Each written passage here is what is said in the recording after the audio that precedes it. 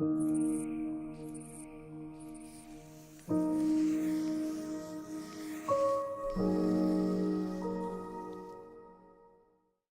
verdad es que estamos muy felices de tener esta actividad en el marco de una serie de actividades que desarrolla permanentemente la Cineteca de formación de audiencias, de capacitación y de reflexión en torno al audiovisual.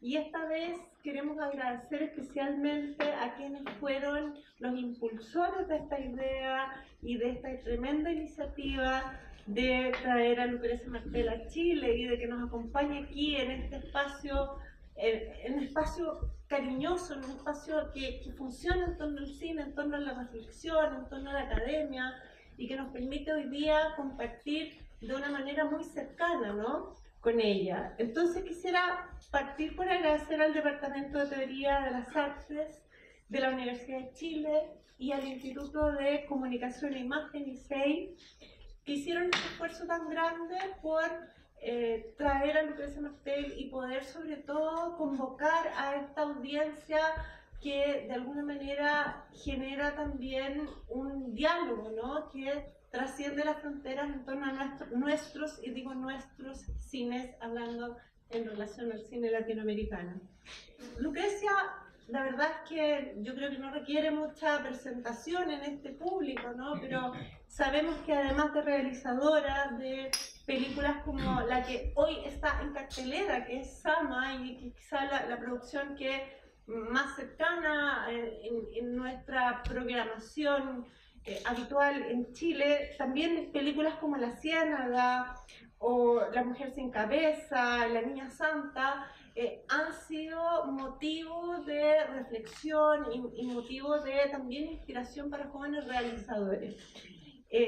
Sin embargo, Lucrecia está también vinculada a un espacio hoy día de reflexión en torno al cine, ¿no? Y creemos que es eso lo que hoy nos convoca, y por eso quiero saludar, además de Carlos Flores y Federico Galende, a Laura Latanzi, quien va a abrir la sesión y va a abrir la conversación esta tarde.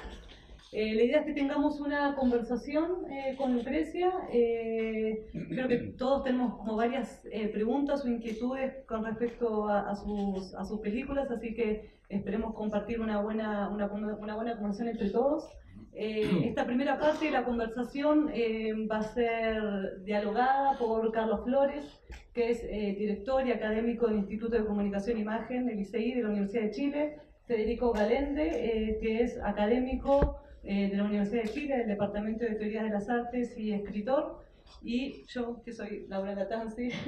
También yo, sí. No, me da un poco de vergüenza. Del Departamento de Teoría de las Artes. Así que estamos muy contentos de tener con nosotros a Martel, y aprovecho de decirle al público que después en una segunda parte va a haber preguntas que ustedes pueden hacer. Entonces, ahí Guillermo, que está de ese lado, y Nicolás, que andará por ahí, pero ellos van a estar un poco en los costados recibiendo sus preguntas. Después vamos a seleccionar algunas preguntas para que también ustedes tengan la oportunidad de preguntarle a Lucrecia Martel. Así que bueno, también una vez más le agradecemos a ella, sobre todo en este día que en Argentina se está debatiendo sobre la ley de aborto. Estuvimos como conversando bastante sobre eso, así que también agradecemos que esté acá, y también como los distintos mensajes que pudo hacer desde acá hacia allá, pero también dejando un poco ese mensaje en Chile. Así que le voy a pasar el micrófono a Carlos para que un poco abra esta conversación. Y el tema que a mí me impresionó desde la primera vez que vi películas tuyas, fundamentalmente La Ciénaga, y hasta la última, Sama, es esta idea de la atmósfera, de lo atmosférico, entendido como eso que no es evidente en la percepción que uno tiene de la película, pero que sin embargo la percibe, la siente. Eso a mí me parece que es muy sorprendente, y creo que hay una serie de operaciones vía sonido, vía instalar al frente cuestiones que están al fondo, detallitos pequeños, clima, ahí atmosférico narrativo con atmosférico climático se juntan, que le dan un estilo al cine tuyo que uno no puede reconocer muy fácilmente. Entonces, sobre eso creo yo que podríamos partir conversando, así, cómo te las arreglas para construir eso. Y esencialmente en esa arreglada, digamos, la operación sonora. Que yo traje un fragmento que lo vamos a mostrar después, donde creo que ahí está trabajando muy bien.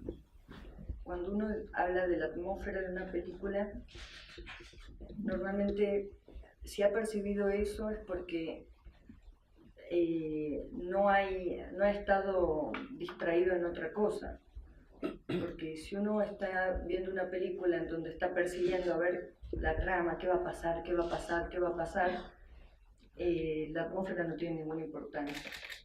Entonces, la atmósfera es en realidad la percepción que hay de una película cuando la película no está construida a partir de la trama. No es una cosa que uno escribe la película, escribe el argumento y después dice, y acá le voy a poner esta atmósfera. Porque es como sería, es como, por ejemplo, si yo digo una empanada, voy a dar ejemplos de mi tierra. Una empanada, si a la empanada le saco el relleno, ¿qué queda?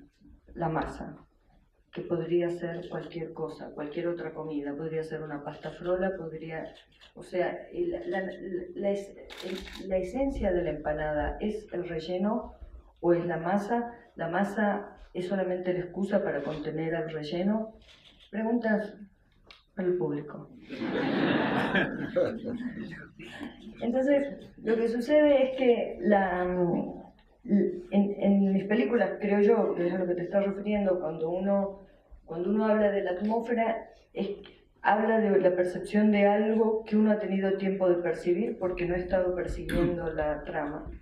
Y este cine, el que hago yo y el que hacen muchos directores, porque no es que yo inventé la pólvora, es un cine que apuesta a una construcción de sentido y a una tensión necesaria para mantener un poco al público ahí siguiendo la película, no con los recursos de la trama, no con los recursos del qué va a pasar, quién es, quién la mató, de quién se va a enamorar, sino con los recursos de la totalidad del cuadro, del tiempo en un sentido no lineal, sino el tiempo entendido como un volumen, de la construcción de la imagen de tal manera y en un tal desequilibrio que obliga a una vuelta por la imagen más lenta, una necesidad que tiene las películas como estas que yo hago es ralentar el tiempo de lectura de la imagen y generar con el sonido una cosa que no viene impuesta al argumento, sino que es parte misma del argumento. Digo esto porque es muy importante discernir la diferencia entre discernir que en este tipo de cine no se puede separar la trama de los otros elementos narrativos que podrían estar englobados en esta idea de atmósfera, ¿no?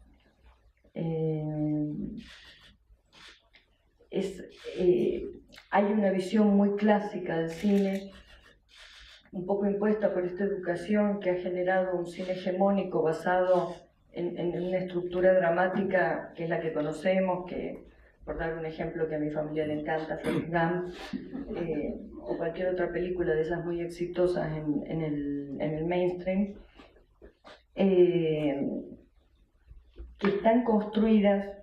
Ojo, no digo que eso sea una deficiencia, es un sistema narrativo que el único mal que tiene ese sistema narrativo es ser hegemónico. Si no fuera hegemónico, yo no estaría hablando mal de ese sistema narrativo. Pero el problema que tiene es que se impone de una manera muy brutal sobre los estudiantes de cine, se impone en el mercado, y entonces me parece que al ser un sistema narrativo que se impone, se vuelve el enemigo. si no fuera hegemónico, yo no estaría hablando mal de él. Y ese sistema es un sistema que cree que lo importante y lo valioso está hacia el final. Por eso el terror que tiene el cine mainstream al spoileo. Ayer lo decía en esa charla que tuvimos oportunidad de compartir en la universidad, que si uno tiene miedo que una película de uno la spoileen, es que la película no sirve para nada. Porque si hay una palabra que siendo dicha se arruina la película, significa que para qué dura 2 horas la película, si con dos o tres palabras se arruina. El tema narrativo aferrado a la trama, enloquecido por el plot, el turning point, el no sé cuánto point y todos los points, es un sistema que piensa en la atmósfera. Cuando mira el cine que hacemos otros, entre los que estoy yo, piensa que es un cine de atmósfera porque no reconoce cuáles los conceptos, los principios narrativos que lo constituyen. Tú trabajaras desde la perspectiva de cine que tú llamas hegemónico, el cine clásico, convencional, de conflicto central, etc. Tal vez no podrías haber puesto una serie de elementos que están en la película y que son absolutamente excepcionales. Es decir, habías tenido que dejarlos fuera porque el conflicto central te los habría automáticamente expulsado. Eso yo creo que es una tremenda gracia de esta película, y sobre todo esta sensación que lo comentábamos recién, de establecer, son varias tramas, porque no es que no tenga tramas, son muchas tramas, muchas de ellas inconclusas, y instaladas todas en una incertidumbre de tiempo, que es lo que me encanta. El Sama está más fuerte, creo yo, y el espacio. Entonces, eso te afirma, creo yo, la atmósfera, que también uno la podría entender como una especie de fusión entre alucinación, sueño, fantasía, etc. Que en la Niña Santa está también, y en La Ciénaga, que pareciera más realista, también están circulando una serie de cosas que con trama habían quedado fuera. Digamos, ¿qué estado mental tenemos nosotros que podemos trabajar durante 10, 12 horas en trabajos que a veces no nos sirven más que para pagar las cuentas y para tener 3 semanas de vacaciones con mucha suerte, 2 semanas? O sea, hay que estar loco. Para trabajar hay que estar loco. Todo trabajo que no sea, que no contribuya a la directa felicidad de alguien, que son todos los trabajos casi, indican un estado de alienación que es necesario para la vida en sociedad, es necesario porque si no nos cortan la luz, nos cortan el gas, pero hay que estar loco para perder la vida en el trabajo. Entonces me parece a mí que en todo caso, lo que me sorprende y un poco intento con las películas es hacer visible una fantasía, una locura que está presente en la realidad. Yo siempre doy este ejemplo porque estadísticamente lo tengo comprobado, que es, no conozco un adulto,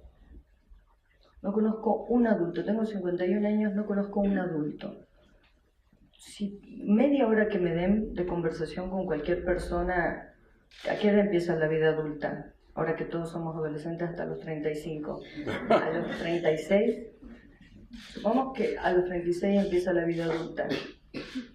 No hay nadie que pueda actuar de adulto sin revelar que en el fondo es un chico muerto de miedo, o una chica. Porque nadie, no sé, díganme ustedes si hay alguno de ustedes que se sienta un adulto que actúa bien como adulto.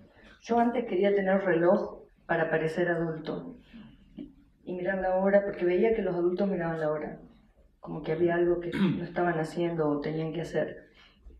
La realidad, lo que nosotros llamamos la realidad, es una cosa tan frágil, tan llena de locura,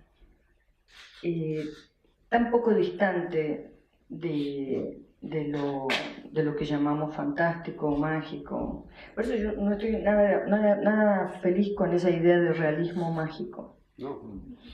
Pues me parece que es filosóficamente una aberración ese invento, que por suerte no es de García Márquez, sino parece de un alemán que inventó la palabra. Y toda vez que se trata de discernir, se trata de establecer una línea entre lo real y lo fantástico, toda vez que se hace eso, yo creo que lo único que se intenta es profundizar una falacia, que es hacernos creer que la realidad es algo concreto, que está ahí desde el principio de los tiempos y en la que no tenemos ninguna incidencia.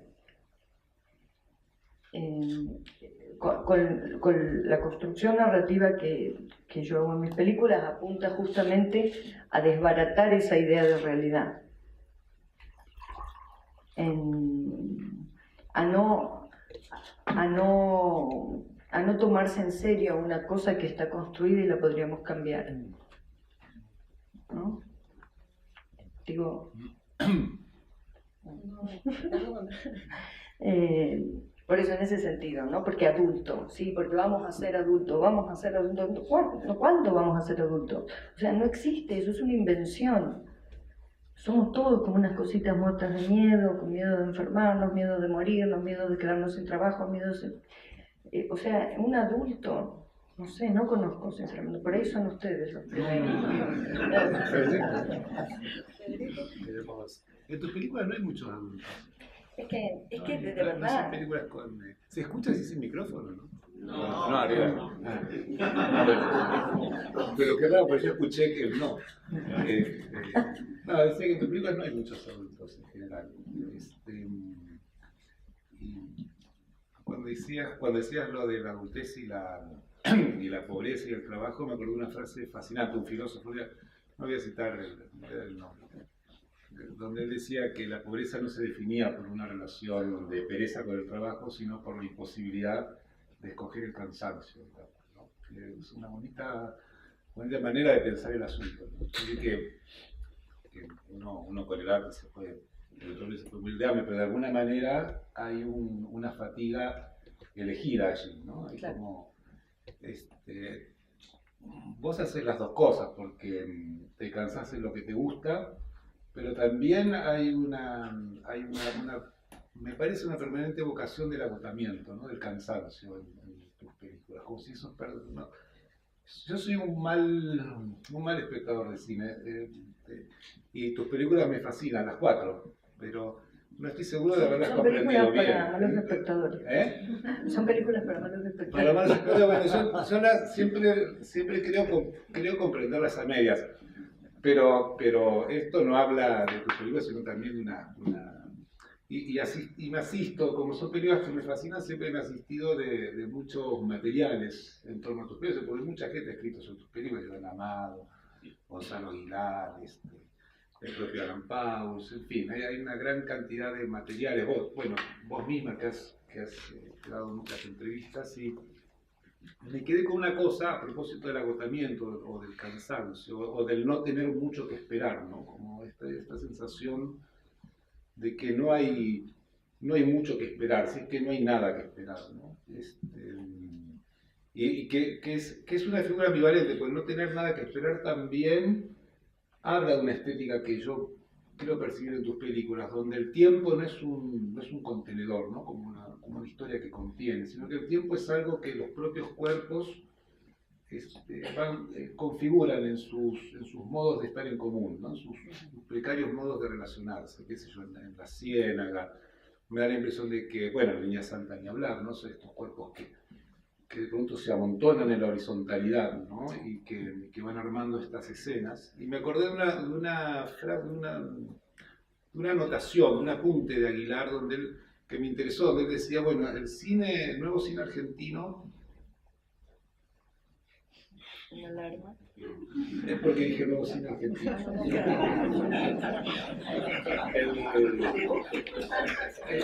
El nuevo cine argentino tenía esta cosa, por ejemplo, que tienen las películas de...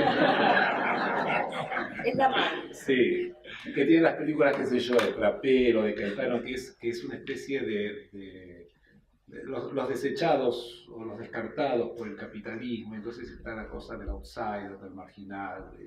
Esto es, tu cine en relación a eso me da la impresión de que hace otra cosa, ¿no? Que es, no manda a la exterioridad y a la afuera, sino que manda a la gravitación de lo doméstico, ¿no? Como si los seres estuviésemos encerrados o un poco ahogados en esa especie de encierro doméstico. ¿Cómo es tu relación con el...?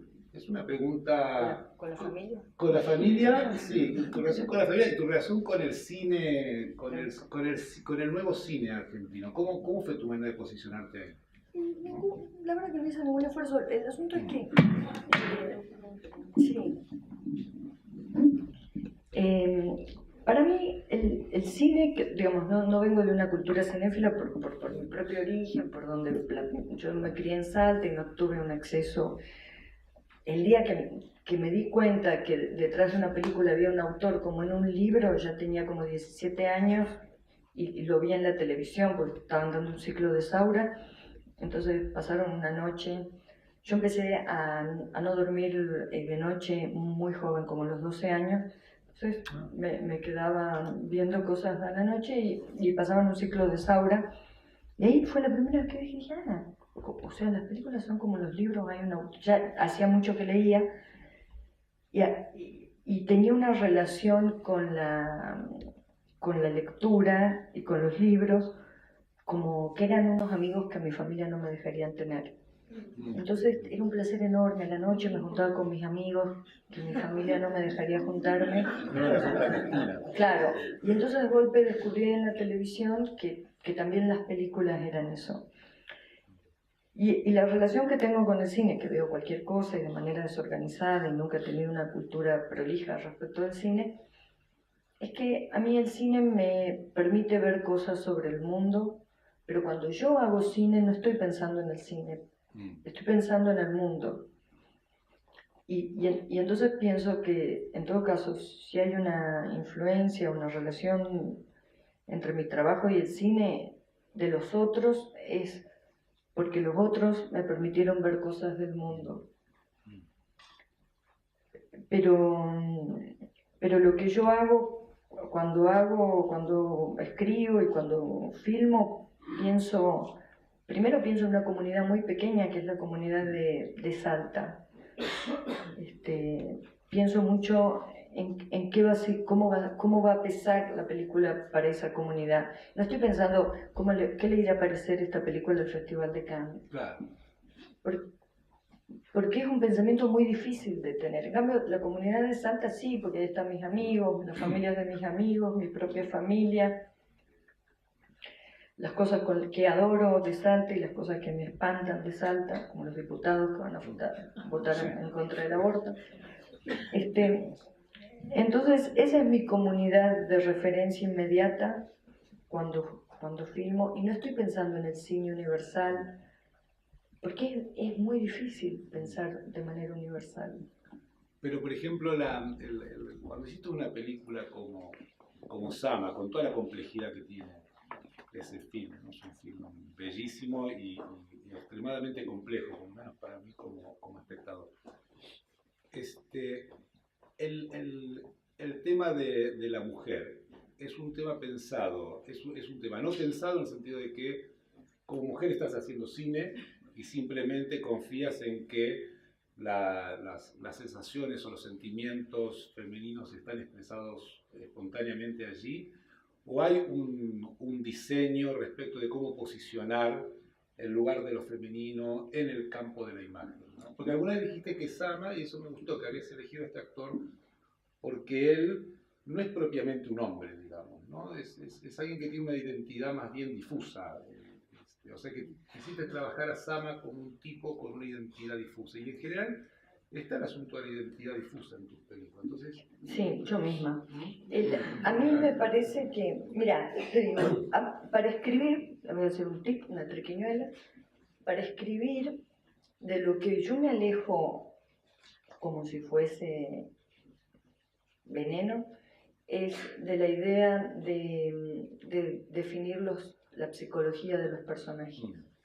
Porque no hay nada que arruine más a la narrativa y a un ser humano. Ojo, no estoy en contra de que hagan terapia, es más, yo recomiendo a mucha gente que haga terapia, pero estoy en contra de esa fantasía de que se puede hacer un perfil psicológico del personaje. Porque un perfil psicológico es un sistema cerrado. Y yo recomiendo no trabajar con sistemas cerrados cuando se trata de personajes. A mí me sirve un sistema que me lo inventé a mí misma y que me sirve mucho, que es pensar todos los personajes como un monstruo. Como un monstruo informe, ni siquiera anatómicamente parecido a un ser humano. Un monstruo informe. ¿Y por qué? Porque yo tengo una cultura, imagínense que yo a los 15 años era de la Acción Católica, imagínense la cultura que tengo. Yo tengo una cultura, soy una chica de clase media, de provincia, chica señora, de clase media, de provincia, de Argentina, de Latinoamérica, blanca, digamos, tengo muchas cosas que me limitan para ver el mundo, ¿no? Me permiten una cierta viveza, pero también una tremenda limitación. Entonces, para escribir, para filmar, necesito inventarme cosas que me permitan salir de mi propia estupidez lo máximo posible. Nunca enteramente, porque es muy difícil salirse por completo de uno, porque está hace tanto tiempo uno cocinándose que es muy difícil salirse completamente. Pero bueno, pero esta del monstruo me sirve muchísimo. ¿Y por qué el monstruo? Porque el monstruo es, en el sentido más clásico, el monstruo es algo que, de ahí viene la palabra monstruo, de mostrar, que significa el que traía un mensaje divino. Y para mí lo humano tiene no un mensaje divino como si existiera Dios y le pusiera un mensaje como si fuera una paloma mensajera, sino me parece que en la naturaleza humana monstruosa, que es la que me sirve para pensar los personajes, está lo divino, quizás en un sentido así más espinociano, de participar de la divinidad de todo lo existente. Y el monstruo es una naturaleza inestable que no sabemos cómo va a responder. Si yo pienso un niño como un monstruo, primero no tiene importancia la idea de niño, no tiene importancia la idea de adulto. Cuando uno piensa en un humano como un monstruo, no importa si es hombre, no importa si es mujer, no importa si es niño. El monstruo es algo que desea, que quiere perseverar, quiere estar vivo y desea sin ninguna ley. Y desear sin ninguna ley me sirve muchísimo para dirigir actores. Supongo que alguien, porque parece un hombre serio, entonces es un heterosexual, adulto, XX, otras cosas, me voy a equivocar, no voy a lograr ver ese personaje. Porque ya entonces tengo el prejuicio de cómo es un hombre adulto, cómo es un hombre heterosexual adulto. En cambio, si pienso que es un monstruo, lo miro para saber a ver qué es, cuándo me revela su ser. Hay una idea, hay un verbo griego que es muy importante también, que sirve, que es muy afín a la idea de monstruo, que es el fenómeno, que viene de faino, que significa aparecer, lo que aparece. Y entonces, a mí me sirve observar a los personajes. Por más que yo sea lo que escribe lo que dicen, lo que no dicen, la relación que tengo con eso es de observarlos para que aparezcan, para ver en qué momento me muestran cómo son. Y esa conducta la tengo que sostener durante el rodaje, en el set. En el set, cuando miro por la cámara, deseo ver quién es el personaje. Por más que el personaje yo lo elegí, por más que yo elegí el vestuario, por más que elegí la locación, elegí la luz, elegí a mis compañeros de trabajo, escribí yo misma las palabras, sé qué va a pasar, cómo empieza y cómo termina la escena. Uno está esperando algo que aparezca. No una gran revelación sobre la existencia, sobre la vida, un algo, una pequeña cosa que uno está esperando ahí, en el set. Si uno va gritoneándole a todo el mundo, maltratando, creyendo que los actores son ganados, que si lo dijo Hitchcock fue una estupidez que dijo, si uno va con esa actitud prepotente y de artista inspirado, que llega al set y está como hablando con la divinidad y de repente dice, allá, todos tenemos que ir para allá, no se sabe por qué. Si uno va así, se pierde que aparezca, la aparición de eso. Es muy lindo porque además el monstruo tiene que ver con la cuestión de la vida, o sea, mucho más con la vida que con la historia, ¿no? Como que el monstruo no tiene que ver con... la historia produce la adultez y la figura, etc. Pero en la vida hay siempre monstruos. Esa cosa. ¿Qué pasó? Perdón. ¿Qué usas Un monstruo, sí. Y aparte el set mismo es monstruoso, porque ¿cómo es un set? Un set es la cámara, siempre cara, siempre con un tipo, bueno, una mina ahora, hay muchas directoras de fotografía, siempre cobran bastante esos, porque están con la cámara que es cara, la cámara de la imagen, toda esa locura que tiene el cine con la cámara, en su trípode, parado ahí, sus asistentes, y están ahí como unos guerreros, y después está el sonido, como unos cables para acá, para allá, y una gente, en general los sonidistas son unos flacuchos, cobran menos, están escondidos debajo de un mueble porque no se los puede ver. Si llegan a echar una sombra sobre la escena, todos unánimemente los insultamos. El boom! No sé qué, se ve. Entonces, el set es una monstruosidad, son un montón de oídos, es un ojo, un cíclope, y un montón de gente y otros ahí adelante. O sea, la monstruosidad es algo propio del cine, de cómo se hace el cine. Yo quería aprovechar, en realidad tenía un montón de inquietudes, pero preferí que conversemos alrededor de una escena. Una escena de la película La mujer sin cabeza, espero que todas la recuerden, ¿no? Con esa escena donde se produce el accidente y a partir de ese accidente queda todo el ambiente y la cabeza de Verónica un poco enrarecida. Entonces elegí una pequeña escena para que veamos, que me gustaría que nos comentes directamente sobre ella para a ver si podemos sacarte algún tip. Veámosla.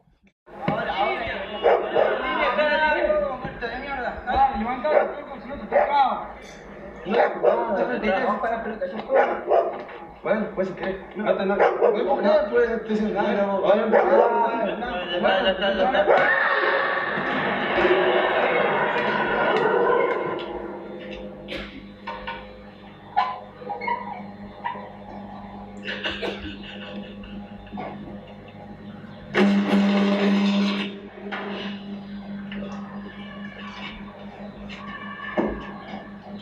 No hay agua.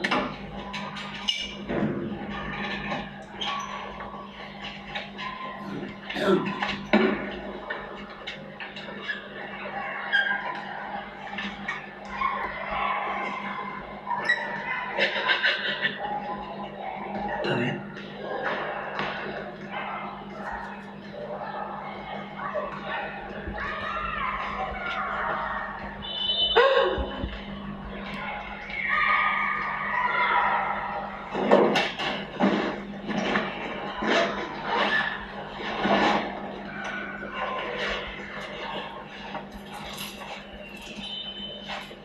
Ya vuelvo.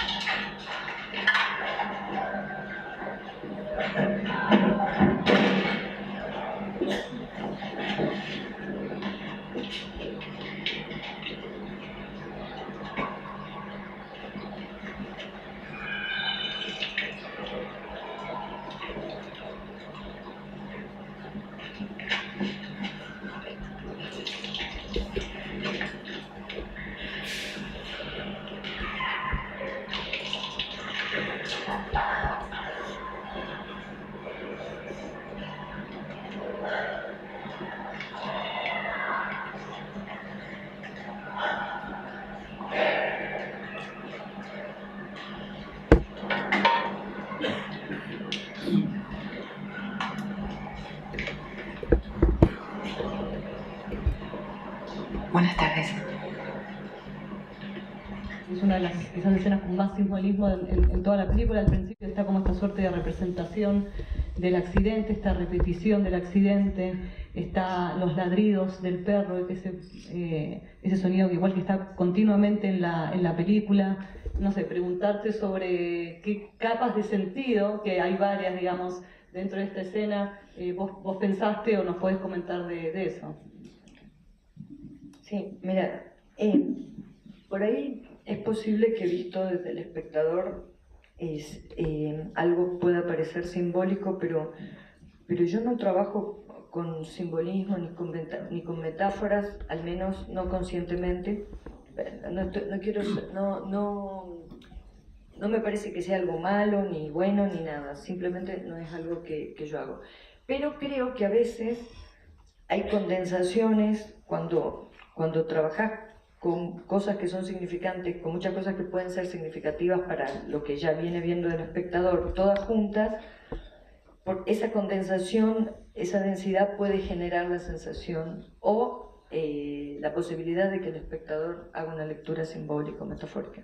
Pero quiero decirte que al menos no es el camino, digamos, no es que yo digo, y ahora acá voy a poner esta metáfora, porque no lo sabría hacer y porque es un juego que no me divierte. Pero, mira, yo traje una cosa que ayer estaba en la clase que decíamos, si es necesario la voy a usar porque va a ser necesario. Yo puedo explicar algunas cosas del cine. Necesito esto. Esto es lo de Argentina, ¿no? Y acá está. Y esto es un pequeño aporte de Steve Jobs. Puede ser otra marca. Miren, yo trabajo con esta idea que es la idea de inmersión, ¿no? Que es imaginar, la idea de estar inmerso, que es una idea que tiene que ver con una piscina. Vamos a suponer que esta es la parte del rectángulo de luz de la piscina y acá abajo está el agua, ¿no? Trabajo con esta idea.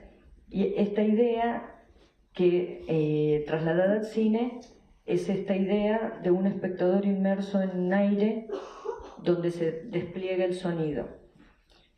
Esta idea, que ayer lo expliqué bastante, me sirve a mí como un esquema, como una estructura para pensar un montón de herramientas narrativas para escapar de mi propia estupidez, que lo logro a veces, ¿no? Este concepto de inmersión me es muy útil también para pensar en la escritura, y tiene que ver con esto que vos decís.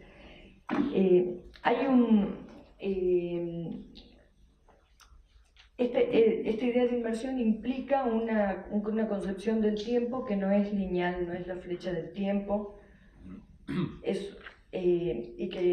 Se los digo rápido, esto tiene como más desarrollo. Ojo, tiene todo un desarrollo que no tiene ningún valor científico, pero me sirve a mí, ¿no? ¿Pero qué es esto? Si el tiempo es un volumen y no una línea que corre para un lado, una dirección que es siempre el futuro, si el tiempo no es eso, si uno empieza a sospechar que el tiempo no es una cosa que tiene una dirección, que el tiempo no es irreversible, que el tiempo no es una sucesión de causa-consecuencia, si uno sospecha un poco de eso, y les recomiendo, sospechen un poco eso porque todo eso es una construcción muy arbitraria, y uno piensa con mucha arbitrariedad, ¿no?, que el tiempo es un volumen.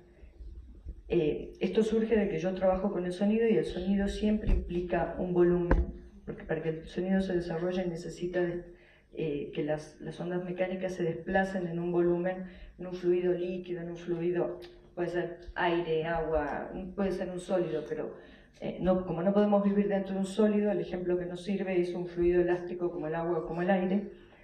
Entonces es una concepción del tiempo como un volumen. Y ustedes dirán, ¿cuál es la diferencia y para qué sirve? Si ha sido tan útil la idea de tiempo lineal que usamos normalmente, y la humanidad ha hecho grandes cosas con eso. Me sirve a mí para salirme de mi propia estupidez, ya lo dije. Si uno piensa que los acontecimientos, en vez de estar ordenados en una línea que va hacia el futuro, es decir, hacia el final de la película, ¿no? Sería en este caso, están disueltos en este volumen. Imaginemos esto es una operación un esfuerzo que hay que hacer un poco de imaginación, ¿no? Supongamos que los eventos, los pequeños eventos de segundos, microsegundos, horas o días, están disueltos en este volumen tiempo. Si yo quiero establecer una organización narrativa, y supongamos que esos eventos temporales disueltos acá son como micropartículas flotando en este volumen, si yo quiero establecer un orden de causa-consecuencia, es sumamente arbitrario el procedimiento que tengo que usar. Porque a un puntito que está flotando por acá lo quiero unir con esto, ¿no? Supongamos, el accidente de Mecha al principio de la ciénaga lo quiero unir con X cosa en la vida de la otra familia, porque entre un evento y el otro no hay una relación de causa-consecuencia. Es decir, ¿cómo voy a ir eligiendo esos micropuntos y cómo los voy a ir uniendo? Como si fueran esos dibujitos que hacíamos cuando éramos chicos, que nos ponían los numeritos y uno iba armando la forma. En un esquema así, esa elección causa-consecuencia es absolutamente arbitraria, y por lo que me sirve, escapando del otro sistema narrativo, es que todo el tiempo recuerdo que es arbitraria, porque no están ya los acontecimientos organizados sobre una línea que es un puntito detrás de otro puntito. Ustedes, cuando digo línea de tiempo, acá hay muchos estudiantes de cine, saben que usamos siempre esa rayita con una flecha donde decimos acá empieza la película, acá pasa esto, acá pasa... Nos sirve para trabajar cuando trabajamos en nuestros guiones o en una obra de teatro, decimos y acá va a pasar esto, va a pasar lo otro. Es un esquema de tiempo que es muy arbitrario, pero que se ha naturalizado de la misma manera que se ha naturalizado un sistema narrativo hegemónico que es el que usa el mainstream. Entonces, a mí me sirve eso, la idea de que el tiempo, pasado, presente, futuro, flota de manera desorganizada en un volumen. Y a nivel narrativa, me sirve para lo siguiente. Primero, para concebir la escena como un volumen donde el pasado, el presente y el futuro está ligado en la misma imagen.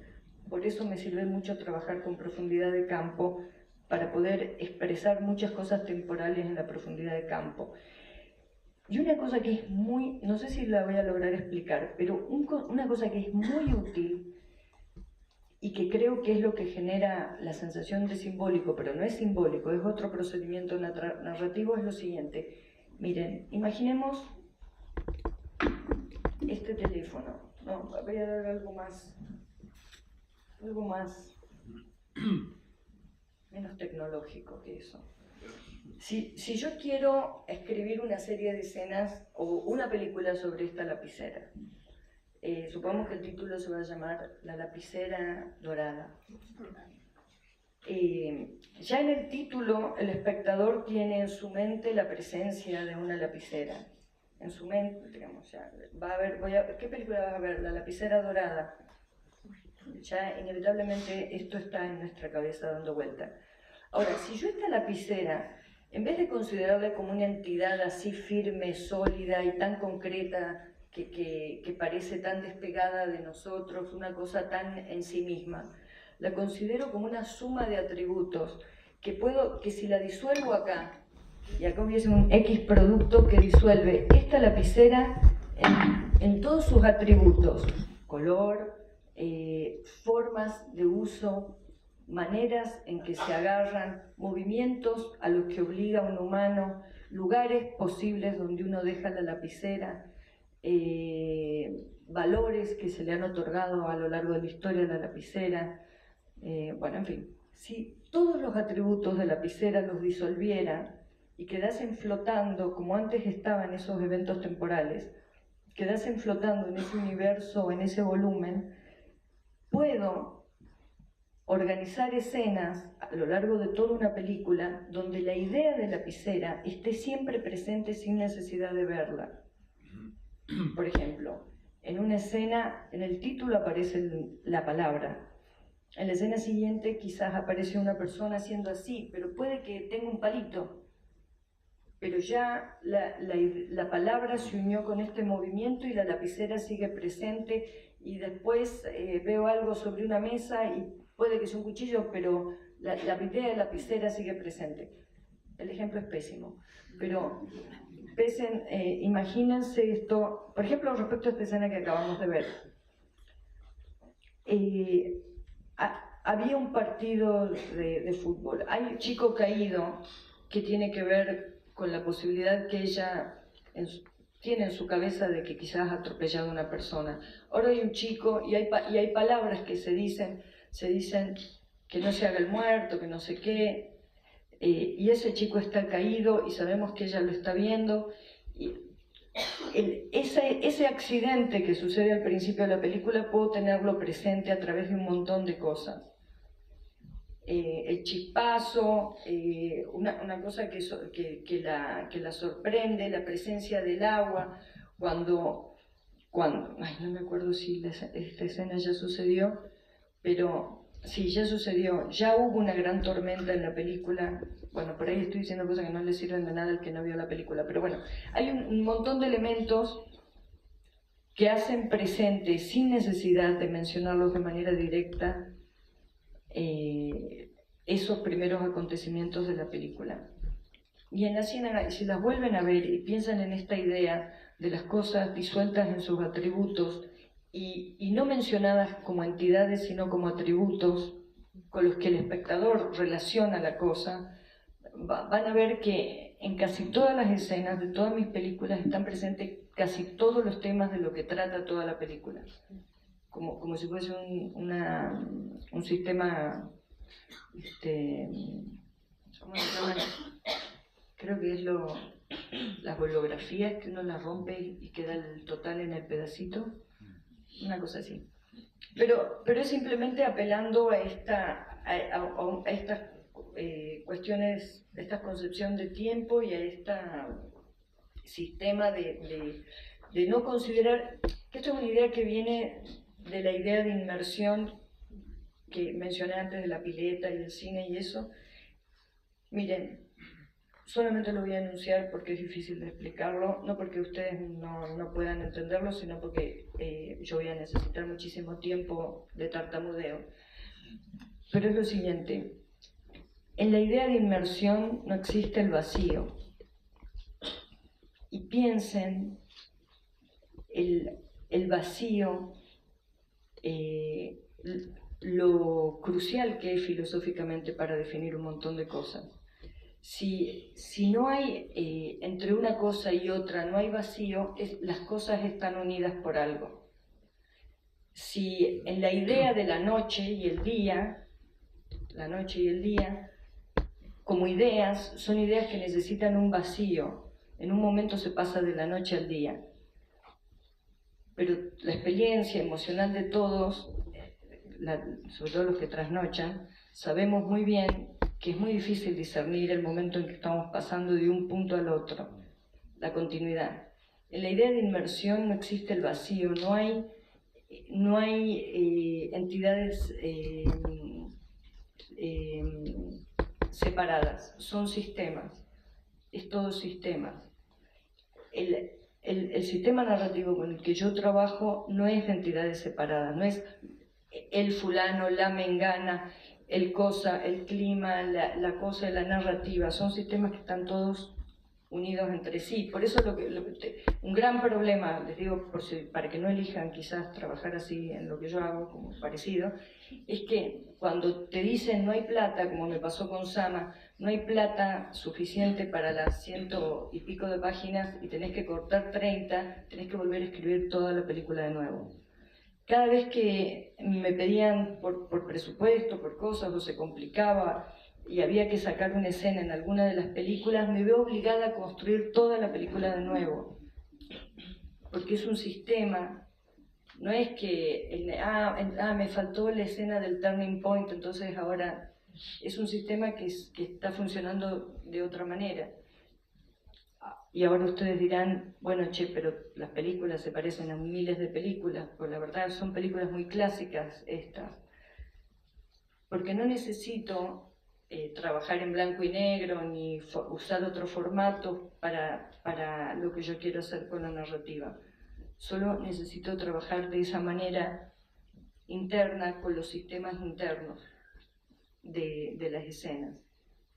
Y a veces esa lectura abigarrada de cosas que están sucediendo simultáneas, que solamente es la simultaneidad de muchos atributos en una misma escena, es lo que genera la sensación de símbolo, de metáfora. Entonces, por ejemplo, me preguntaron, ¿y la vaca? ¿Es la Argentina empantanada? No, la vaca es una vaca empantanada en el barro. La Argentina está empantanada en otras cosas. Es una metáfora. Bueno, esto no quiero que parezca charlatanería de un mago malo, sino que, y los invito a que lo hagan, ustedes la mayoría ya lo deben haber hecho, narrar necesita de que cada narrador invente sus herramientas. Y esto es lo más, y acá con esto los voy a liberar de un montón de peso. Las herramientas no tienen que ser verdaderas, tienen que ser útiles. ¿Entienden lo que les dije, no? Esto es como... Las herramientas no importa que sean verdaderas, tienen que ser útiles para ustedes. Tiene que ser lo que sea que les sirva para poder observar la realidad un poco mejor, para escaparse un poco de la propia estupidez, que cada uno sabe cuál es su propia estupidez. Y muy brevemente, si nos quieres comentar un poco cómo seleccionás esos atributos, porque en definitiva, o sea, en la escena que vamos a ver hay más bien índices, digamos. Pero cómo seleccionás los atributos dentro de esta profundidad o dentro de esta inmersión, igual hay ciertas constantes que se repiten. Y la repetición es fundamental en un sistema así. Porque es lo que hace que la cosa permanezca también, eso es lo que funciona con la memoria. Y cómo se eligen los atributos es muy peculiar de cada película, cada escena, depende. Depende, no sé qué decirte ahora. Depende, es como si me pusiera ahora a explicar exactamente cómo escribo palabra por palabra. Pero el funcionamiento es ese. Siempre uno, digamos, cualquier narrador, acá esta audiencia lo sabe perfectamente, contamos con lo que el espectador ya sabe o espera. Sin lo que el espectador espera no se puede construir nada. Si, por ejemplo, no se puede construir el silencio si uno no sabe lo que espera el espectador. Ejemplo, si yo tengo una escena, si necesito en una escena generar un vacío, un silencio, ¿qué es exactamente el silencio en el cine? El silencio es que falta el sonido que estábamos esperando. Es eso. Porque en el cine nunca, ni en el cine mudo, hay silencio absoluto, digamos, ahora, ¿no? O está lleno de música, el silencio absoluto es un error, se percibe como un problema técnico, una falla en el cine. Pero lo que llamamos silencio en el cine, el espectador dice, ¿qué escena más silenciosa? Lo que falta es lo que uno espera. Si yo filmo una carrera de caballos, pasan los caballos, y escuché pájaros, y escuché la gente diciendo, ¡ah! Pero no escucho los caballos, es posible que alguien diga, ¿qué escena más silenciosa? Porque faltan los caballos, que es lo que se espera escuchar porque se los ve. Los atributos se eligen también en base a las expectativas. Es un juego con lo que uno supone del espectador. Por eso siempre,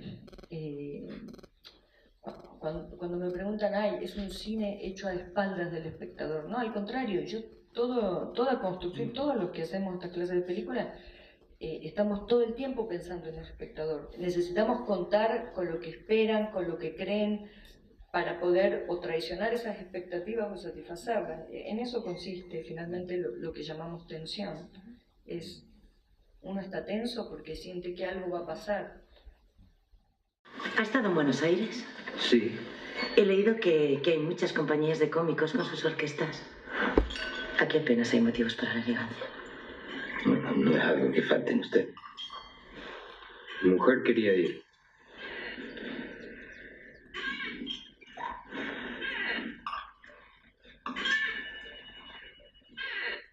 Mi mujer quería ir. Yo siempre en el río.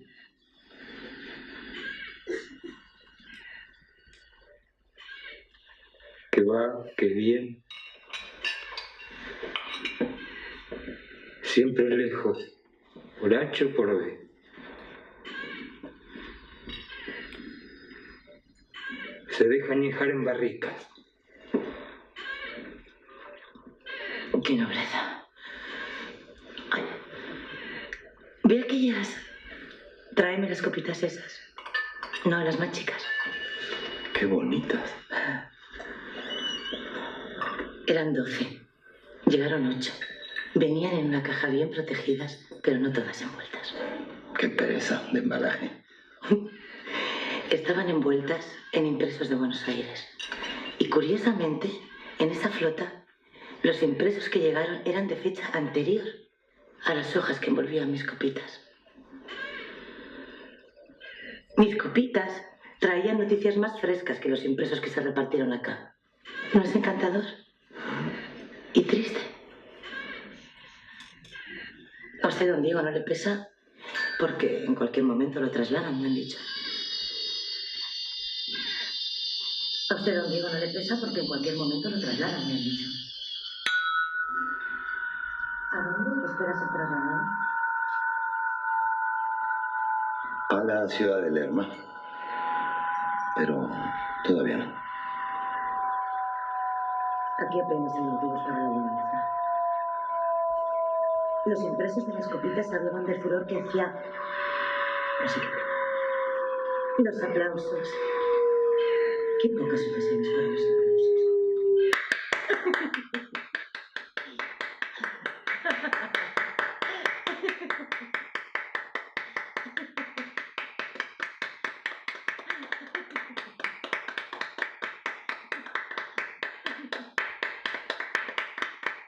Por los comediantes que se atreven al disfraz.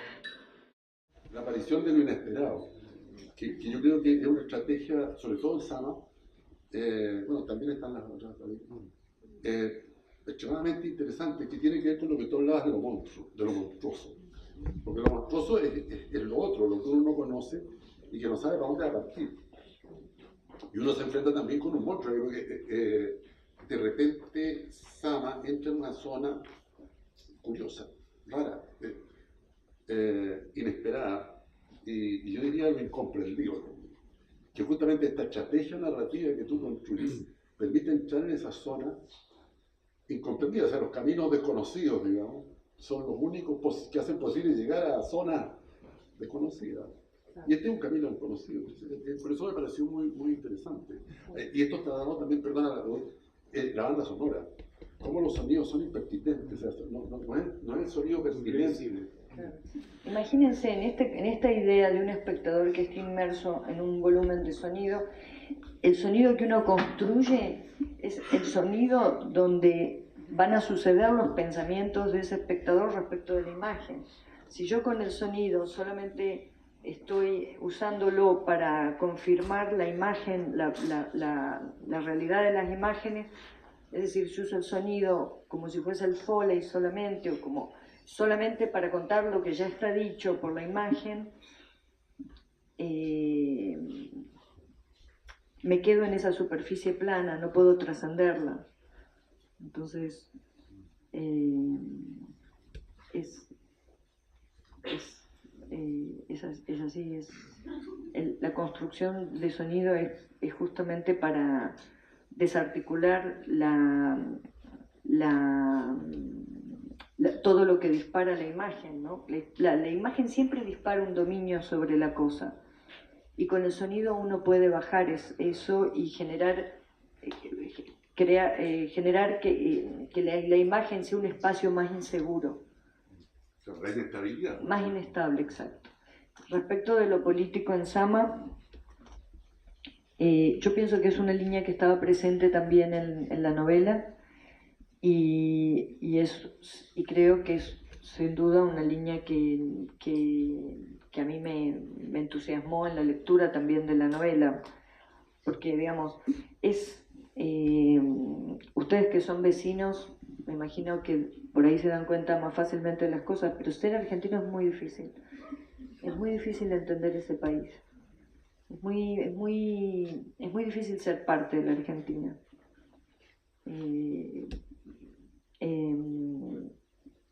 Como es un país que traiciona permanentemente a su gente, ¿no? Y digo un país porque me encantaría poder decir una clase política, pero ¿dónde se cría el político? En una familia argentina. Entonces, tenemos un problema muy difícil de desentrañar, por eso hace falta la mayor cantidad de miradas de cine en Argentina, y creo que en cualquier país, porque es muy difícil comprender nuestra historia, es muy difícil, no sé, es muy difícil de verdad. Tener una palabra pública en Argentina es una responsabilidad enorme. Entonces, sin duda la línea política que tenía el libro me resultaba interesante, pero político en esos términos, respecto del poder, de la construcción de poder, de cómo vive el que está fuera del poder, qué significa el ejercicio del poder sobre la vida de una persona.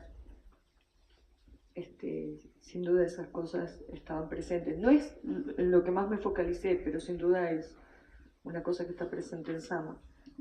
El mal uso, por decirlo de alguna forma, o el uso no tan correcto de las pelucas, también tiene que ver con esa cuestión de la no estabilidad y también una crítica política que hay en las películas. Sí, en realidad, ustedes, ¿para qué vamos a hablar mal de los argentinos, no? Ustedes los conocen bien. Pero, sí, ya sé. Eran argentinos. Ahora están mejor, los veo mejor. No, pero el argentino clase media cree que es de otra parte, de otro continente. El argentino de clase media ve a los indígenas como si fueran extraterrestres. O sea, somos una gente que nunca se reconcilió con la naturaleza de su territorio. Entonces, el racismo que hay en Argentina está tan naturalizado que es difícil que alguien lo entienda como racismo.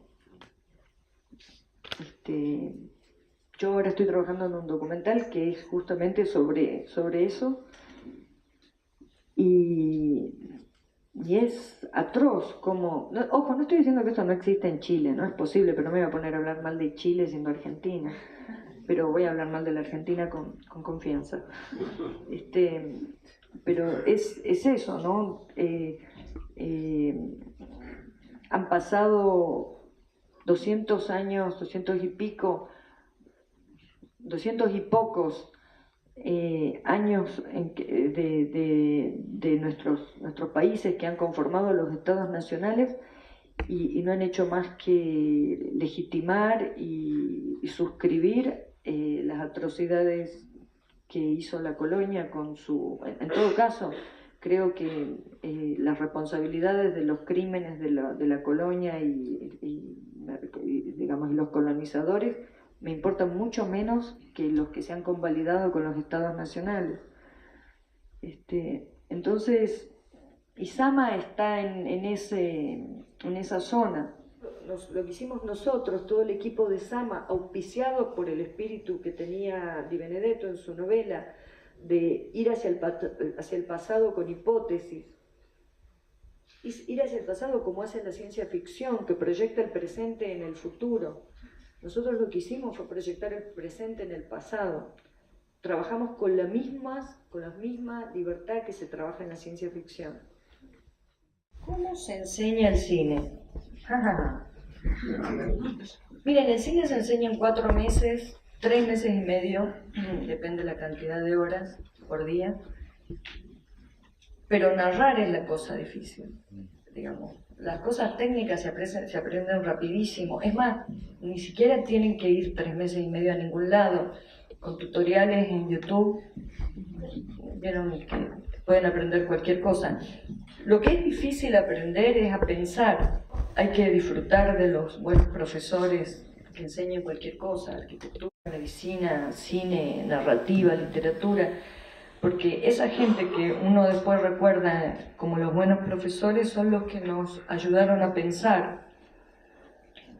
Y para eso sirve cualquier carrera. Mirá, concéntrate en esto. Concéntrate, pensá que acá hay 4 monstruos.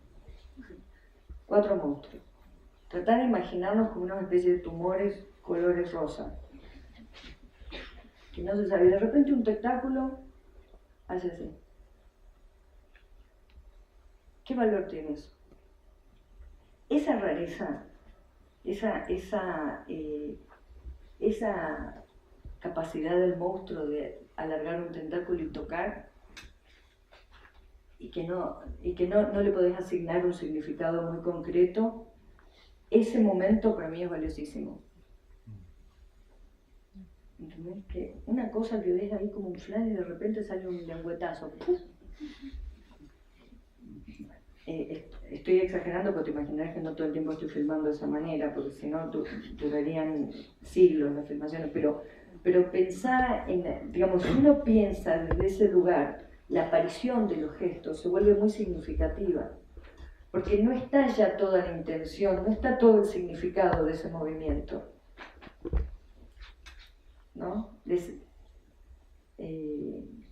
A veces es simplemente eso, vaciarlo un poco de todos los conceptos que tenemos sobre los gestos, lo que hay que hacer, lo que no. Por ejemplo, mira, por eso respecto a la mirada de los actores, una cosa que a mí me preocupa mucho, por la que muchas veces nos vemos los actores de frente, es que a veces es muy difícil de controlar en algunos actores el enorme deseo de expresarse, que es una cosa que no hacemos normalmente. Nadie está tratando de expresar todo el tiempo lo que le pasa, al contrario. Todos hemos encontrado una forma de poner la cara que parece que estamos bien.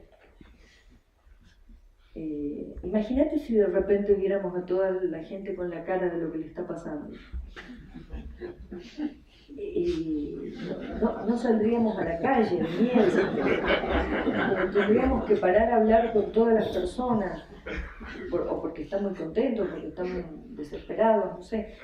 No queríamos emular ninguna cuestión pictórica, sino, y en todo caso, otra de las referencias que tomábamos era la televisión color de los años 70, y eso era una referencia importante. Por suerte que en YouTube hay muchos ejemplos de eso. Era una cosa, en algunas escenas nos quedó un poco pictórico, pero no fue una cosa buscada. Lo que buscábamos es que no generar ese pasado machote, masculinote de los claros oscuros, del fuego, las velas, esa cosa, ¿no? Y más bien, lo que sí siempre pensamos que era todo como medio gay, que nos gustaba que todo era medio gay, incluso hay cosas de vestuario que no se ven, pero casi todos los soldados tenían la cola al aire, o sea, se les tapaba pena. Queríamos alejarnos de esa cosa heroica machote argentina del pasado del siglo XIX, que así se representa todo el pasado, que nos parece que no debe haber sido así, solamente por proyectar el presente hacia el pasado, y porque si fue así no me interesa tampoco tanto. Esta no es una película para probar cómo era el pasado, es una película para pensar sobre nosotros, sobre el presente.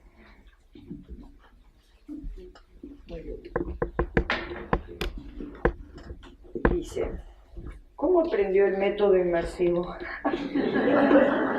a través de los rodajes o a través de una persona externa. No, esto, miren, esto lo hemos aprendido todos cuando nos bañábamos. Traten de recordar las primeras veces que se bañaron en una bañera y metieron los oídos debajo del nivel del agua y la locura que es descubrir ese sonido. Y después ya vendrán, por ahí se metieron en un lago, se metieron en una piscina. La experiencia de inmersión es una experiencia que estuvo siempre al alcance de todos, ¿no? ¿Te acordás la primera vez que Sí, y también me acuerdo lo que me costó abrir los ojos bajo el agua, pero digamos, esa primera experiencia en general es el chorro de agua cayendo en la bañera y uno escucha, parece que viene una lancha motor. Sí, es un poco está basado en eso, ¿no? Estas no son cosas tan serias, esto está basado en cosas muy... miren, para mí esto es fundamental transmitir, y por eso cuando las pocas veces que doy talleres así de trabajo con alumnos de cine, están basados en grabaciones que hacen los que participan del taller en sus casas, de diálogos y de cosas, porque las herramientas y las cosas para inventar están a la vuelta de uno. Por eso hay que sacudirse la estupidez, porque si no, no las vemos. Toda la gente que habla a la vuelta nuestra usa estructuras muy particulares de organización de la información en el habla, y esas estructuras orales son muy interesantes para usar en el cine. Entonces, todas estas cosas de las que yo hablo, que parece, no sé qué parece, pero son cosas cotidianas, son experiencias próximas. Y juro que hasta la cena no me di cuenta. Me di cuenta cuando me empezaron a preguntar si no era difícil hacer cine y ser mujer. No lo sentí nunca, pero por error, porque pensé que parece estúpido, y es estúpido, pero es verdad. Así que eso. Y respecto mira, lo que yo les dije, cuando uno escribe no podés estar pensando en el mundo, porque nadie conoce el mundo. Uno conoce a 2, 3 personas, capaz que de otro, no sé, por Facebook. Es muy difícil conocer el mundo, entonces no se puede pensar en el mundo cuando se escribe. Y esa compulsión a lo universal es una patraña en la que no caigan. Yo creo que lo único que uno puede compartir con los demás es lo que uno conoce en detalle, y uno conoce en detalle lo que lo rodea. No importa si lo que vayan a filmar sea una película de extraterrestre, va a estar fundada en sus observaciones particulares del mundo que conocen. A mí no me alegra, digamos, imagínense, no estaría acá si no hubieran trascendido las fronteras de Argentina mis películas, pero no es una cosa que me preocupa ni me importa, porque no tengo nadie tiene tanta vida para andar viendo qué es lo que pasa con lo que uno hace fuera del mundo, pero sí tengo mucho tiempo para ver qué pasa con mis películas en Salta, en Argentina, que es donde me preocupa mucho, porque siento que es el lugar donde yo puedo incidir políticamente, ¿no? No nos quedan preguntas. Quería aprovechar en unos pocos minutos también que nos quedan y también aprovechando lo último que dijiste con respecto a ser directora mujer, y aprovechando la coyuntura en la que está Chile y sobre todo la universidad, a pasarle el micrófono a Danay, que es una estudiante del Departamento de Teoría de las Artes de la Universidad de Chile, para que nos comente un poco sobre lo que está pasando, y también si quiere hacerle alguna pregunta a Lucrecia. Así que, Danay. Hola a todos, todas. Creo que lo último que decías me parece importante, y como que quiero tomar desde ahí quizás lo que Laura me había comentado que de pronto podría decir, porque eso que tú no notaste, creo que hoy el acontecer nacional lo está notando harto y en buena hora, ¿no? Y no era que antes no existiera esa inquietud, sino que ahora es más globalizada, o quizás es más extensiva, y que quizás no solo lo pensamos nosotras, sino que también lo piensa todo el resto, como todo el resto que no solo son ellos. Creo que hay algo de eso que quizás se puede ver en tus películas, pero también en todo orden de cosas que tiene que ver con una mirada sobre el mundo, sobre las observaciones que hacemos sobre las cosas, sobre las relaciones humanas también que establecemos, y que ahí hay algo de ser mujer que se ha hecho un espacio, que esa mirada, esa forma particular de ver las cosas, esa forma particular de establecer relaciones distintas, yo creo que se genera desde la apertura, desde incidir con esta nueva mirada, de que esta mirada se abra camino y que también esta mirada sensible tome otro rol protagónico, quizás no ir en contra de uno para sobreponer el otro, sino que sí tenga su espacio y tenga su cabida. Yo creo que las movilizaciones partieron por temas muy terribles, como que nos estaban acosando, abusando, violando, matando, y que ayer en la tele, en la noche, salía una noticia nuevamente de otro femicidio más en el país, y en realidad ese es el tema que nos motivó a que saliéramos a la calle, que nos pudiéramos acompañar para construir espacios seguros.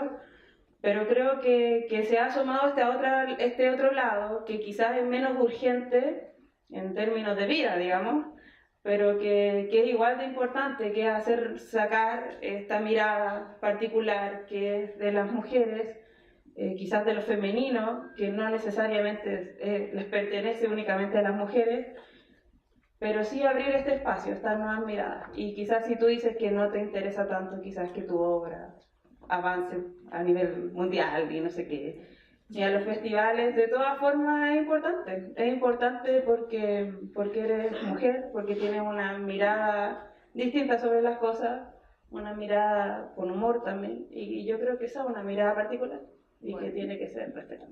Eso. Bueno, muchas gracias. Muchas gracias. Mira, te digo, un problema que hay con el tema del feminismo que a la opinión pública le aterra es que si sencillamente se pensara el feminismo como una forma de observación de los abusos de poder, no solamente sobre las mujeres, sino como el abuso de poder sistematizado y invisibilizado, no se asustarían tanto con la palabra feminismo. En Argentina, bueno, y acá estoy seguro que también la usan, de feminazi, como si cualquier reclamo o denuncia de un abuso de poder, cualquiera sea, contra un niño, contra una niña, contra una mujer, contra otro hombre, un abuso de poder, parece que ya uno es nazi. Es una estupidez muy frágil que se va a terminar muy pronto. A mí me gustaría decirles esto: hay que hacer un festival de cine de todas las grandes películas que la crítica ha amado y abrazado, y volverlas a ver pensando en cuántas cosas son intolerables hoy de esas películas. Por ejemplo, para no empezar con las mujeres, porque alguna gente se pone loca, empecemos mirando las películas de cómo aparecían los negros, los indios, los esclavos, y lentamente vayamos analizando esas películas que amamos en cómo se ven las mujeres. La torpeza de nuestra especie es así, va lentamente dándose cuenta, y muchas veces también va para atrás, ¿no? Pero bueno, ahora estamos en este momento tan festivo donde, no sé si lo sienten, pero es tremendo, del empoderamiento de las mujeres, y yo te agradezco que lo veas en mi cine. Yo nunca lo perseguí, sencillamente a lo que sí perseguí es esa idea de una realidad normalizada, y como si los males que tienen no dependieran de nosotros. Creo que oponiéndose al abuso de poder, al final es muy fácil terminar del lado de las mujeres. Así te agradezco.